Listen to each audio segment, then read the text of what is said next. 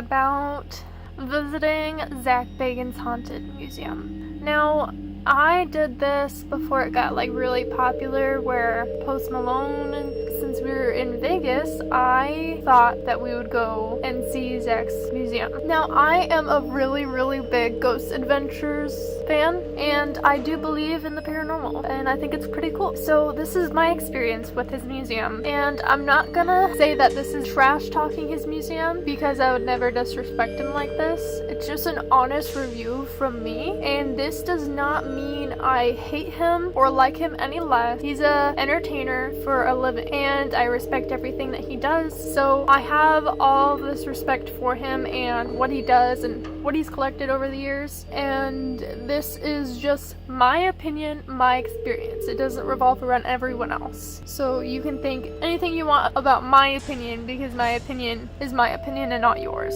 So I went to Vegas with Andrew's family.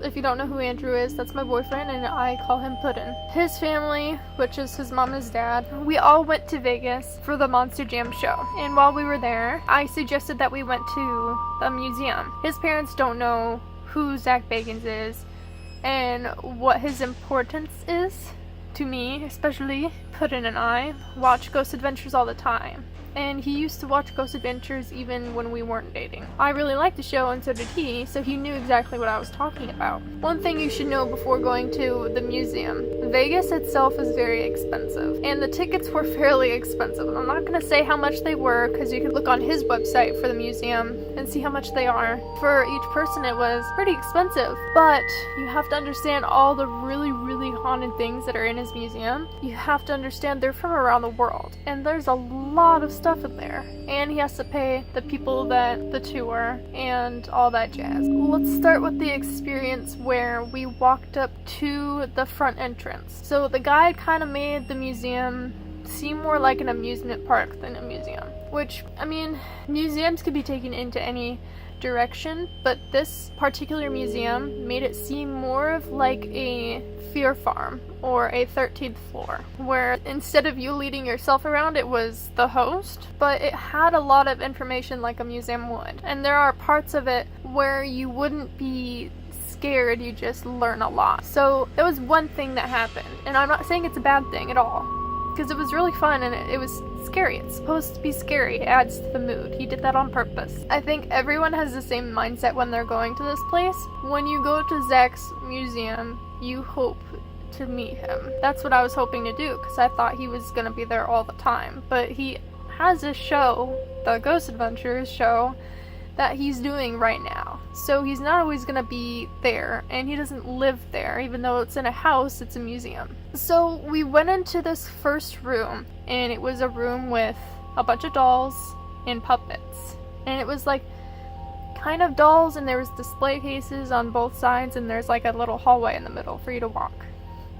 At the very end, a ball reader, a personal ball reader of Zac.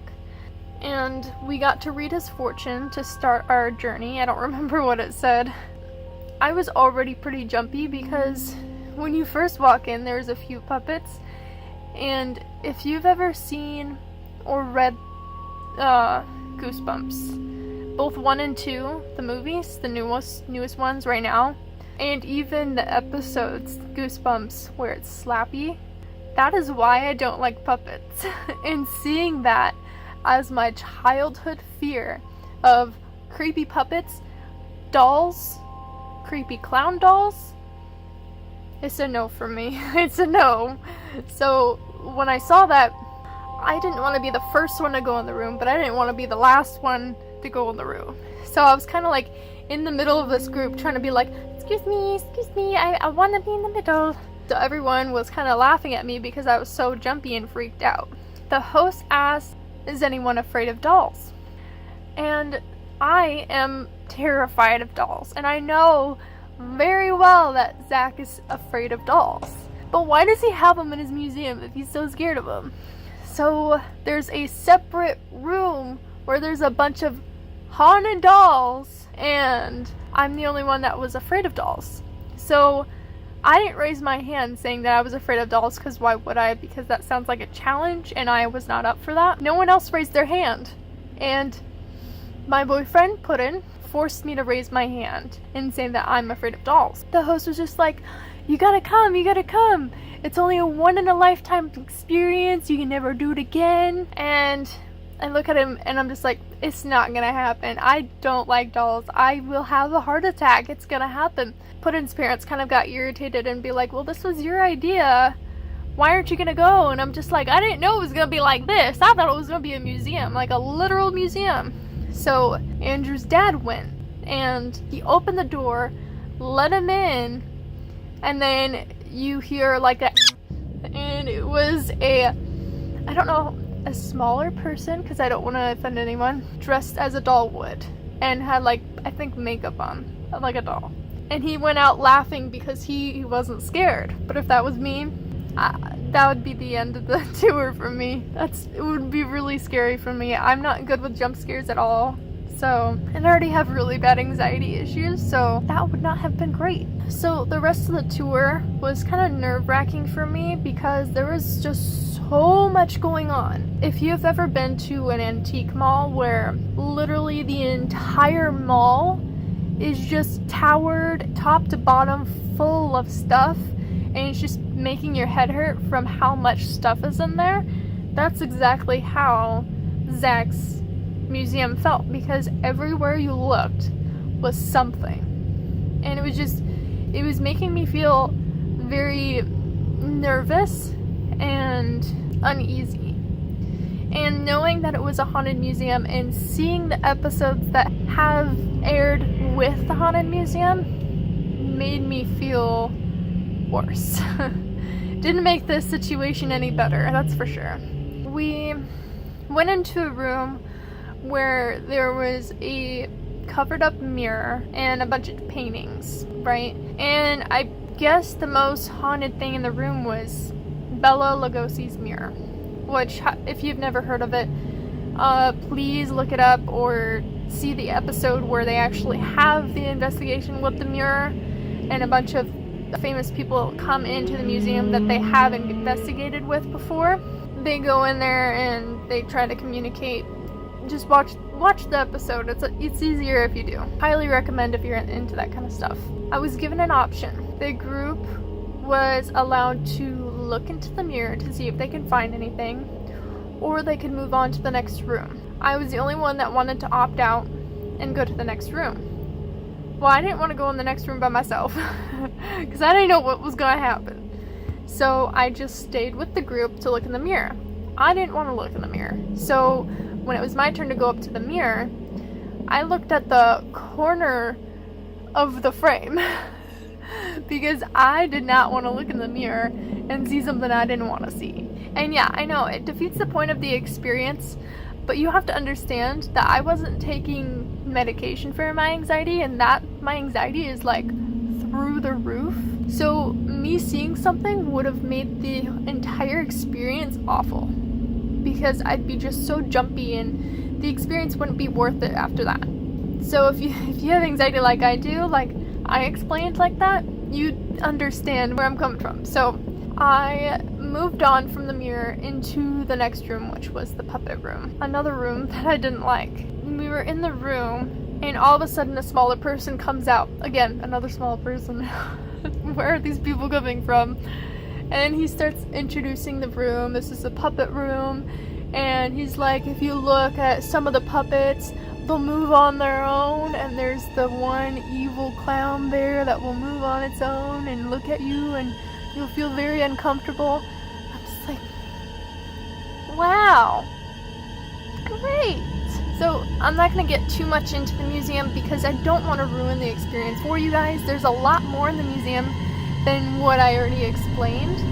So I only gave you just a brief glimpse of the beginning for me, but it's different for me to explain it and for you to experience it on your own. Because I can explain something like a movie and you not picture the right pictures that are actually there. So it's way different in person. Trust me, it is. So if you're interested, look into the museum. I would highly suggest it, even though my experience was kind of rough, but it was the first time and I get it. I do. So I'm going to continue with the rest of the story But I do suggest you look into the museum if you're around Vegas. You might as well go because it's a really good experience and there's a lot of haunted things in there. And for you non-believers, it's fun to go just to learn about the history because it's a museum. You can go to learn too. And they might make it about being haunted or anything, but it's actually a pretty good place to go to if you want to learn more about history.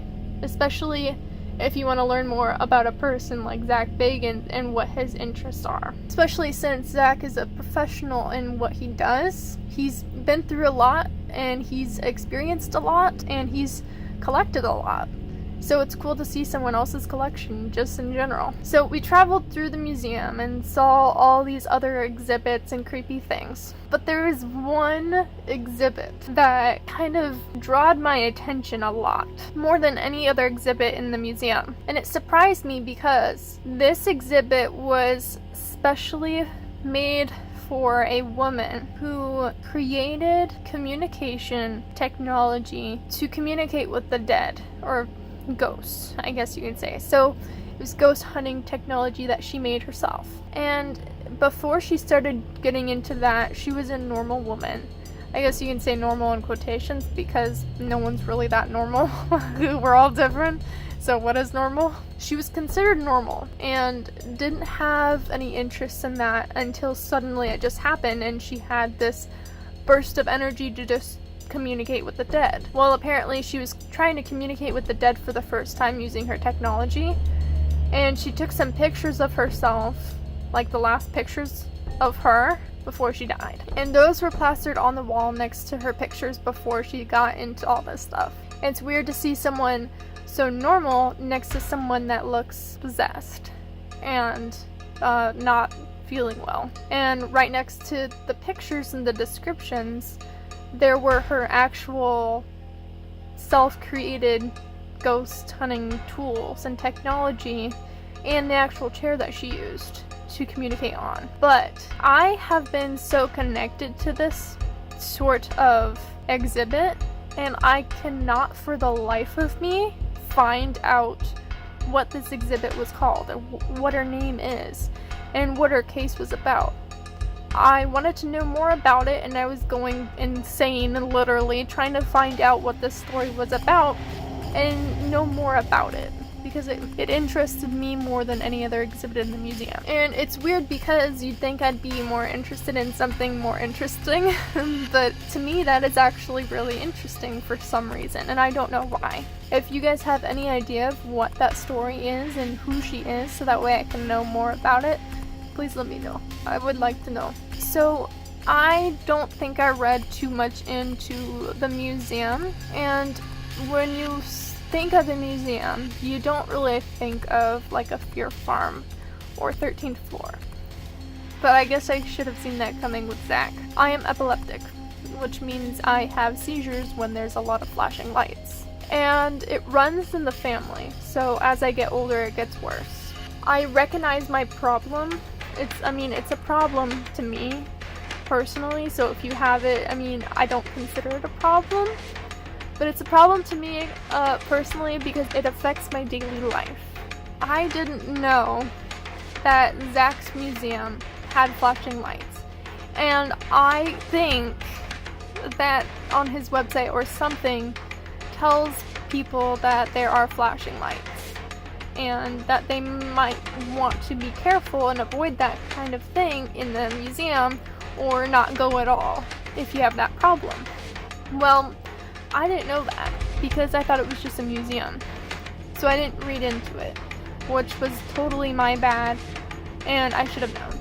But nonetheless, I went into the museum, and the only place that had the flashing lights was with all the clowns, and the animatronic clowns, which is what it sounded like. So we go in this room where there's a bunch of clowns everywhere, like life-size clowns and different like circus things. And right next to the room is a stairway up. This stairway going up and then turning a corner, and there's like a floor and then another stair up. I start to see the flashing lights. I'm like, oh, this is not good. Puddin gets in front of me and says, okay, hold on to my shoulders, I'll lead you out. I hold on to his shoulders, and I am kind of kicking the back of his heels just to make sure I know where I'm going and I follow each of his footsteps, because if I don't, things won't end up well. So we go through this part of the museum, and I could not witness what went on in there because I had my eyes closed. And trust me, it is way more terrifying to have your eyes closed and go through a scary thing like that, rather than have your eyes open and know what's going on. Because I didn't know what that room consisted of, and the lights were flickering. All of a sudden, I hear a bunch of clown giggles and a bunch of scary loud animatronic sounds and machinery. No, that was scary. Puddin didn't tell me that there were stairs going up, and I tripped on him, and he thankfully held on to the railing that was next to him so that way we both didn't fall. So it was stressful for me. It was. And I don't like going through places like that because you know why. I'm epileptic. I can't do that. So it was basically my fault, but I just wanted to explain to you what happened. At the end of the tour guide said, here are the 2 gift shops, one here, one here. One of them is haunted. Find out which one. And we went over and we're just like, well, the whole place is haunted, so I mean, wouldn't it all just be haunted? Since I love jackets so much, I got the jacket from there. This is my jacket from the museum. And I wanted a souvenir from there because, I mean, why not? It's cool. So that's all I'm going to share for today about the trip. If you want to know more about the museum and my experience, let me know and I will do that for you. But for right now, that's all I want to share about this trip. And yeah, bye-bye.